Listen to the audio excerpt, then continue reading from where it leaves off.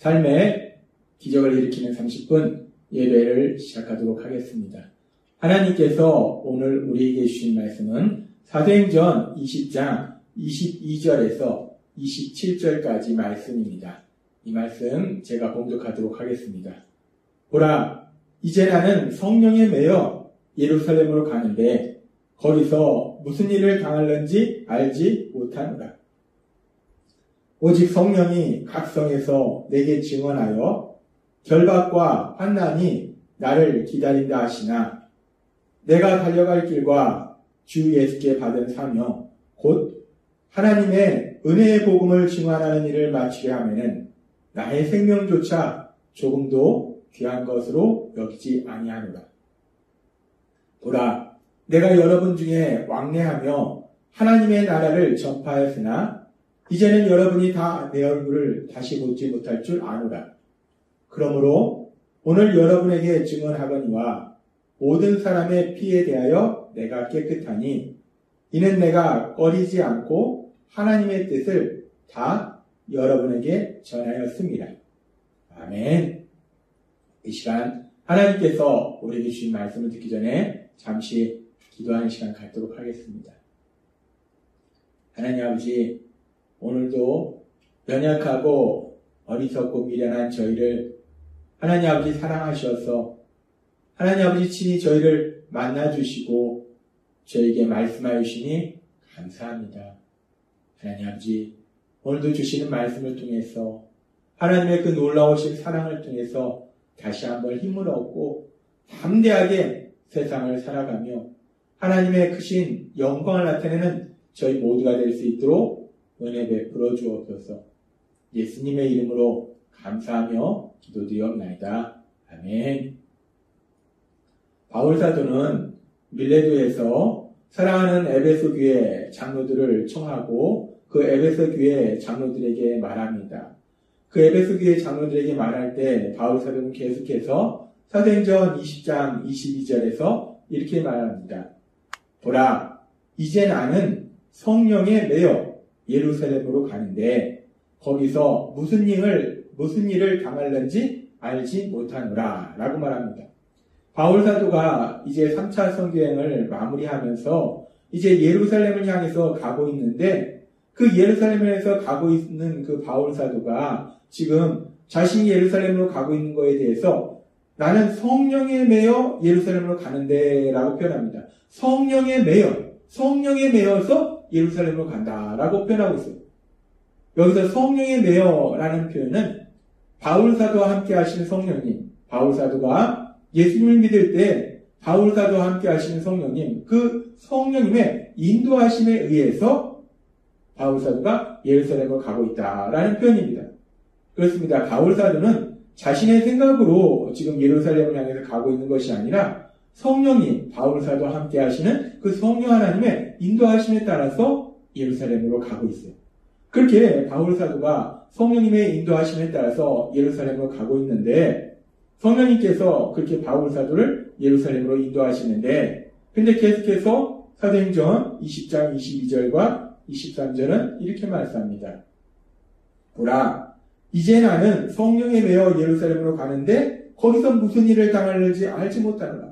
내가 예루살렘으로 성령의 인도하심에 따라 가는데 거기서 도대체 어떤 일이 일어날지 난 알지 못한다 라고 얘기하면서 23절에 오직 성령이 각 성에서 내게 증언하여 결박과 환난이 나를 기다린다 하시나 라고 말씀합니다. 예루살렘에 갔을 때 어떤 일이 일어날지 나는 알지 못하지만 그런데 분명한 것은 성령님께서 이미 나에게 말씀해 주신 게 있다는 거예요. 바울 사도에게 말씀하신 것이 있다는 거예요. 성령님께서 다양한 방법을 통해서 바울 사도에게 말씀해 주셨을 거예요. 바울 사도가 이 밀레도까지 오는 과정 속에서 각 성에서 성령님께서 여러 가지 방법으로 말씀해 주셨을 텐데 그 성령님께서 말씀해 주신 내용이 뭐냐? 지금 보니까 내게 증언하여 결박과 환난이 나를 기다린다. 그러니까 성령님이 예루살렘으로 바울 사도를 인도하고 계신데 근데 그 예루살렘에 가면 무엇이 기다리고 있는가? 결박과 환난이 기다린다. 결박과 환난이 기다린다는 것은 바울 사도가 예루살렘에 가면 사람들한테 붙잡히게 되고 환난이 그래서 힘들고 고통스러운 눈물 나는 그런 그런 환난이, 고난이, 고통이 바울사도 앞에 있다라고 지금 성령님께서 계속해서 말씀하셨다는 거예요. 지금 이 말씀을 보면은 바울사도가 예루살렘으로 가는 것이 바울사도가 자신의 생각대로 지금 예루살렘으로 가는 것이 아니라 바울사도는 성령님의 인도하심에 의해서 예루살렘으로 가요. 그렇게 성령님께서 바울사도를 예루살렘으로 인도하시는데 성령 하나님이 바울사도를 인도하시는데 근데 시편 23장 2절에 이렇게 말씀합니다. 그는 그가 나를 푸른 풀밭에 누이시며 쉴만한 물가로 인도하신다. 여호와는 나의 목자시다 라고 시편 기자가 고백하면서 그 목자이신 하나님이 나를 푸른 풀밭과 쉴만한 물가로 기쁨과 평안이 넘치는 그런 삶으로 나를 인도하신다라고 시편 기자는 고백했어요. 하나님이 그렇게 푸른 풀밭과 쉴만한 물가로 인도하신다라고 시편 기자는 고백했는데 지금 바울사도를 사랑하신 하나님, 그 성령 하나님은 바울사도를 어디로 인도하신가? 바울사도를 그렇게 푸른 풀밭과 쉴만한 물가로 인도하시는 것이 아니라 결박과 환난이 기다리는 것. 바울사도를 미워하는 사람들에게 잡혀서 고난당하는, 고통당하는 그런 환난이 기다리고 있는 그 예루살렘으로 성령님이 인도하신다는 거예요. 참으로 황당합니다. 근데 이런 상황 속에서 바울사도가 성령 하나님이 자신을 푸른 풀밭과 쉴만한 물가로 인도하시는 것이 아니라 결박과 환난이 있는 곳, 사람들한테 붙잡히고 고통이 있는 그곳으로 인도하시는데 그런데 참으로 신기하고 놀라운 것은 참으로 대단한 것은 바울사도는 그런 성령님의 인도하심에 순종한다는 거예요. 근데 그냥 단순히 순종하는 것이 아니라 성경의 말씀에 보면 사도행전 20장 16절은 이렇게 말씀합니다. 바울이 아시아에서 지체하지 않기 위하여 에베소를 지나 배 타고 가기로 작정하였으니 이는 될 수 있는 대로 오순절 안에 예루살렘으로 이르려고 급히 가미러라 라고 말씀합니다. 지금 예루살렘에 가면 바울에게는 결박과 환난이 기다린다는 거예요. 고통이 기다린다는 겁니다. 고난이 있다는 거예요. 그런데 그렇게 성령님이 분명히 말씀하시고 성령님이 예루살렘으로 바울사도를 인도하시는데 바울사도가 그 예루살렘을 향해서 그 앞에 환난과 결박이 기다린다 하니까 순종하긴 순종하는데 가긴 가는데 느릿느릿 가능하면 천천히 가능하면 느리게 가려고 늦게 가려고 느릿느릿 여기도 들렸다가 저기도 들렸다가 느릿느릿 천천히 가는 것이 아니라 지금 말씀해 보니까 오순절 안에 가려고 급히 가미러라. 바울사도가 그 환난과 결박이 기다리는 그 예루살렘에 서둘러서 가고 있더라는 거예요. 참 대단합니다. 환난과 결박이 기다리는데 근데 그 말씀을 성령님이 여러 번 말씀하셨는데도 불구하고 성령님이 말씀하시면 반드시 그 일이 이루어지게 될 거예요. 그럼에도 불구하고 바울사도가 급하게 서둘러서 그 예루살렘 향해서 가고 있더라는 거예요. 그래서 바울사도는 사도행전 20장 24절에서 이렇게 고백합니다.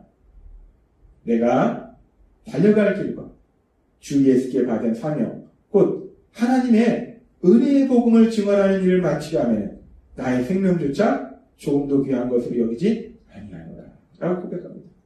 바울사도는 내가 비록 성령님이 내가 예루살렘으로 인도하시고 나를 그리고 예루살렘에 가면 결박과 환난이 나를 기다린다 하지만 나는 하나님께 받은 사명 그 복음 은혜의 복음을 전하는 그 일을 하기 위해서는 내 생명조차 좀 더 귀하게 생각하지 않는다라고 바울사도는 고백합니다.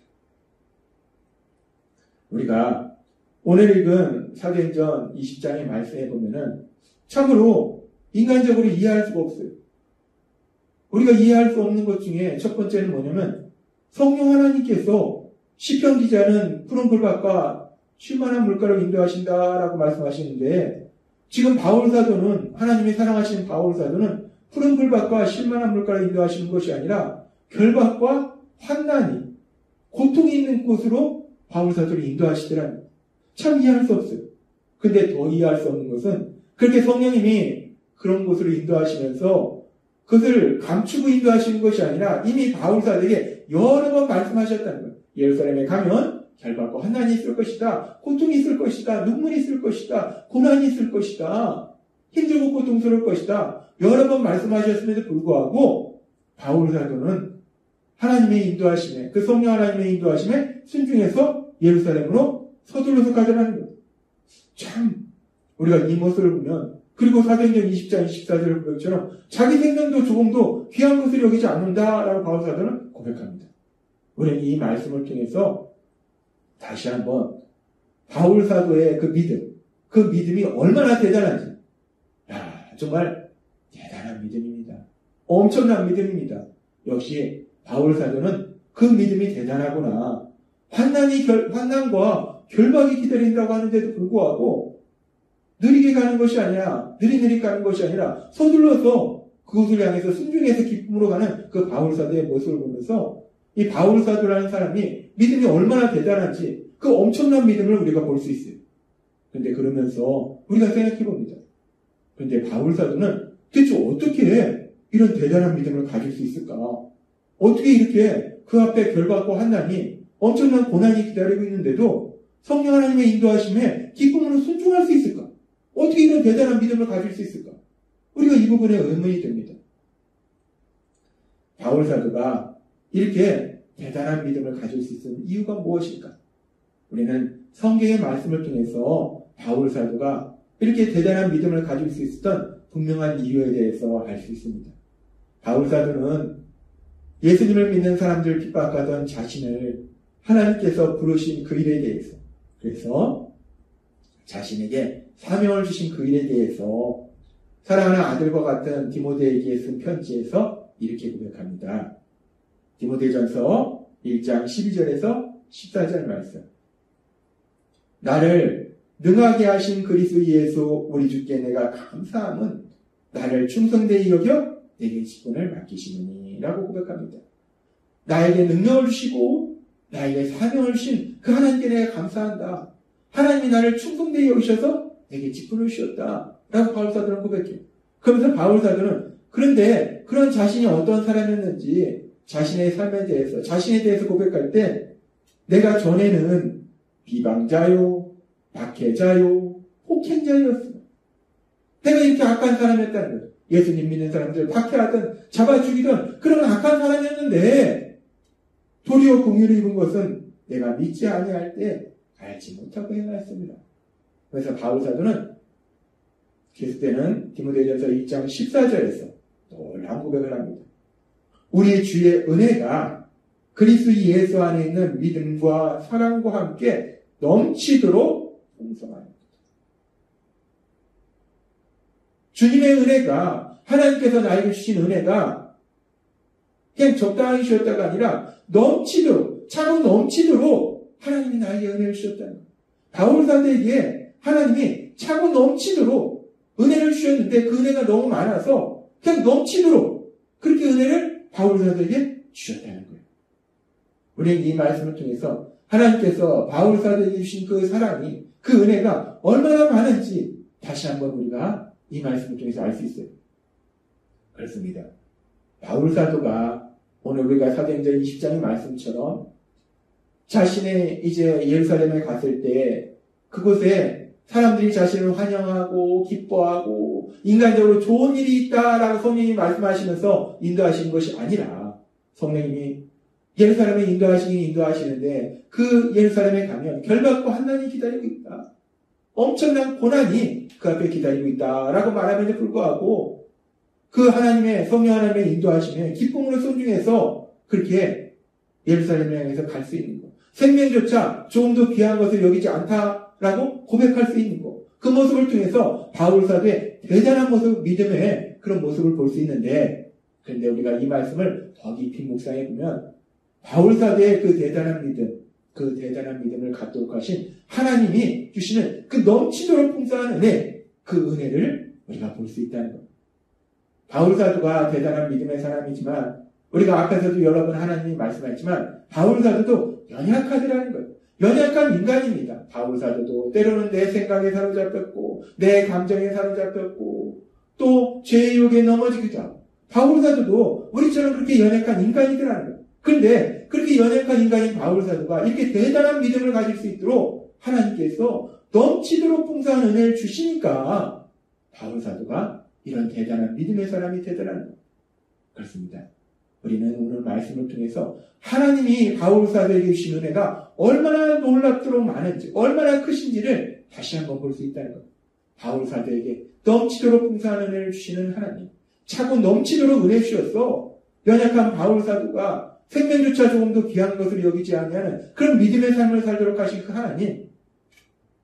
근데 그 하나님이 우리를 사랑하신 우리의 아버지 되신다는 것. 따라서 바울 사도에게 그렇게 넘치도록 풍성한 은혜를 주신 그 하나님이 우리 삶 속에서도, 여러분의 삶 속에서도 차고 넘치는 은혜를 주실 걸 믿습니다. 여러분의 삶 속에 하나님이 차고 넘치는 은혜가 너무 많아서, 여러분에게 주신 은혜가 너무 많아서 그것이 넘치도록 그렇게 많은 은혜를 여러분에게 주실 걸 믿습니다. 그 은혜로 인해서 여러분이 기쁨과 평안을 누리며 여러분이 하나님의 영광을 나타내는 귀한 삶을 사시는 여러분이 되시길 주님의 이름으로 축원합니다. 기도하겠습니다. 하나님 아버지 감사합니다. 오늘도 주신 말씀처럼 바울 사도가 참으로 대단한 믿음을 가졌는데, 그런데 우리가 이 말씀을 더 깊이 묵상해보면 바울 사도가 그렇게 대단한 믿음을 가질 수 있었던 것이 바울 사도가 훌륭해서가 아니라, 바울 사도도 우리와 똑같이 연약한 인간인데 하나님이 바울 사도에게 주신 은혜가 차고 넘치도록 풍성한 은혜를 주셨기에 이런 놀라운 믿음의 사람의 삶을 살 수 있었음을 저에게 다시 한번 말씀해 주시기 감사합니다. 그렇게 바울 사도에게 넘치도록 풍성한 은혜를 주신 하나님, 차고 넘치는 은혜를 주신 하나님께서 저희 삶 속에도 차고 넘치는 은혜를 주실 걸 믿습니다.